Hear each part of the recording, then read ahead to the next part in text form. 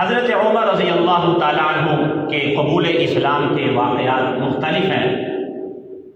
ایک روایت مسند احمد کی بڑی قابل اعتماد ہے اور خود حضرت عمر اپنا واقعہ منہ زبانی نقل کرتے ہیں اپنے اسلام لانے کا۔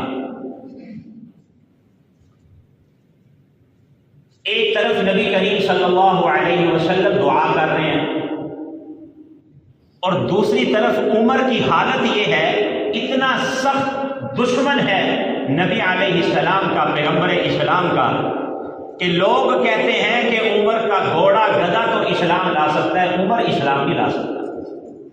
اتنے سخت دشمن کہتے ہیں کہ ایک دن پیغمبر اسلام روانہ ہوئے اور میں بھی پیچھے پیچھے چل پڑا کہ چھیڑوں گا، تنگ کروں گا، پتھر ماروں گا۔ کہتے ہیں پیغمبر اسلام حرم شریف میں داخل ہوئے اور وہاں جا کر اللہ اکبر کہہ کر نماز شروع کر دی اور کہتے ہیں میں انتظار میں کھڑا ہوں، میں انتظار میں کھڑا ہوں تنگ کرنے کے لیے۔ تو نبی اکرم نے پہلی رکعت میں سورۃ الحاقہ کی تلاوت شروع کی، الحاقۃ ما الحاقہ وما ادراک ما الحاقہ۔ حضرت عمر کہتے ہیں پیغمبر اسلام سورۃ الحاقہ کی تلاوت کرتے جا رہے ہیں اور قرآن کا اسلوب، قرآن کا نظم میں سن کر حیران ہو رہا ہوں۔ قرآن کی فصاحت، قرآن کی بلاغت، قرآن کی سچائی کو دیکھتا ہوں۔ نبی کریم صلی اللہ علیہ وسلم تلاوت کرتے جا رہے ہیں، پڑھتے جا رہے ہیں۔ جب اس آیت پر پہنچے انہ لقول رسول کریم، کہ یہ قرآن مجید معزز فرشتے کا لایا ہوا کلام ہے، نبی علیہ السلام اس آیت پر پہنچے تو کہتے میرے دل میں خیال آیا، میں اپنے آپ میں اب گم ہوں، حضور کی تلاوت سن رہا ہوں، اب میرے دل میں خیال آیا کہ پیغمبر اسلام مجھے شاعر لگتے ہیں، یہ تو شاعر کا کلام ہے۔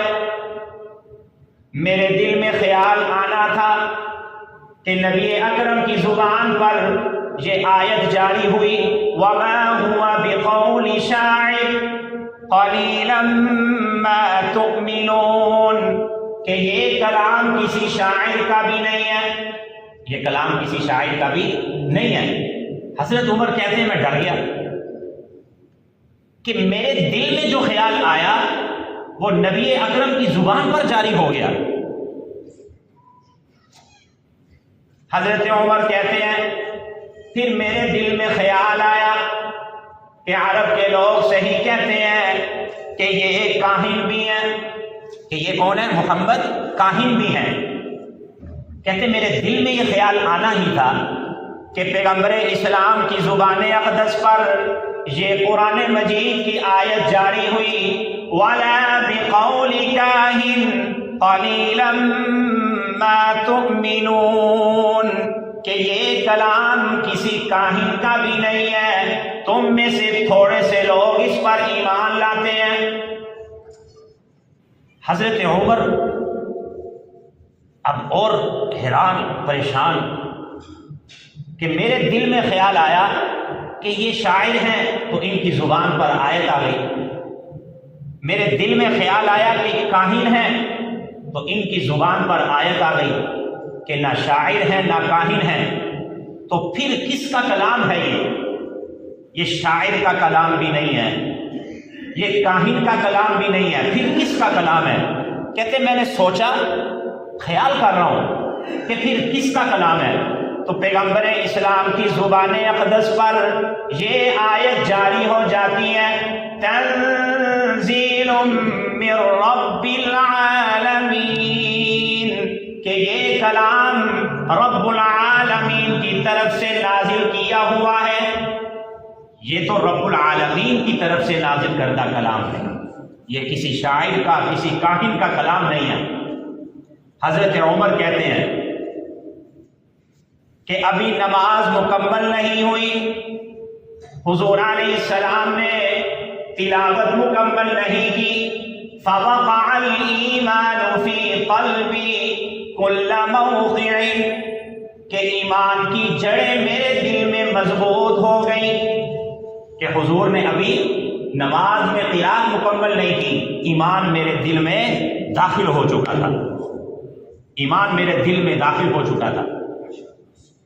تو یہ قرآن کی تاثیر ہے، یہ قرآن ایسا عظیم الشان کلام ہے کہ حضرت ابو بکر آئے تو صدیق اکبر بن گئے، حضرت عمر آئے تو فاروق اعظم بن گئے، حضرت عثمان آئے تو ذوالنورین بن گئے، حضرت علی آئے تو شیر خدا بن گئے، حضرت عبداللہ ابن مسعود آتے ہیں تو فقیہ الامت بن جاتے ہیں، حضرت ابو ہریرہ آتے ہیں تو محدث امت بن جاتے ہیں، حضرت عبداللہ ابن عباس آتے ہیں تو وہ حبر الامہ اور ترجمان القرآن بن جاتے ہیں۔ یہ قرآن کے معجزات ہیں، قرآن کے معجزات ہیں۔ کہتے ہیں ابھی تلاوت مکمل نہیں ہوئی کہ میرے دل میں ایمان کی جڑیں مضبوط ہو گئی، ایمان میرے دل میں داخل ہو گیا۔ اور نبی علیہ الصلوۃ والسلام کی دعاؤں کا اثر بھی تھا، آپ کی دعاؤں کا نتیجہ بھی تھا۔ اس وجہ سے میں یہ کہوں گا کہ تمام صحابہ کرام یہ مرید مصطفیٰ ہیں، تمام صحابہ کرام مرید مصطفیٰ ہیں، اور حضرت عمر مراد مصطفیٰ ہیں۔ کہ حضرت عمر، حضرت ابراہیم جو نبی علیہ السلام کے جد امجد ہیں، جب امتحان در امتحان پاس کر کے انعام میں کس کو مانگتے ہیں؟ امام الانبیاء کو مانگتے ہیں۔ حضرت ابراہیم کس کو دعا میں مانگتے ہیں؟ امام الانبیاء کو۔ اور امام الانبیاء، فخر الانبیاء، اپنی دعاؤں میں کس کو مانگتے ہیں؟ حضرت عمر رضی اللہ تعالیٰ عنہ۔ اور نبی علیہ الصلوۃ والسلام نے فرمایا تھا، اے اللہ جو آپ کو محبوب ہے اس کو اسلام کی زینت اور عزت بنا دے۔ تو پتہ یہ چلا کہ نبی علیہ الصلوۃ والسلام کی مراد حضرت عمر ہے، اور اللہ کے بھی محبوب ہیں۔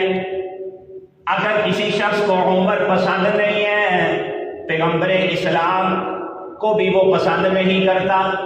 کسی کو اگر عمر پسند نہیں ہے، اس کو اللہ کی ذات بھی پسند نہیں ہے۔ جس کو عمر پسند نہیں ہے، اس کو اسلام کی شان و شوکت بھی پسند نہیں ہے۔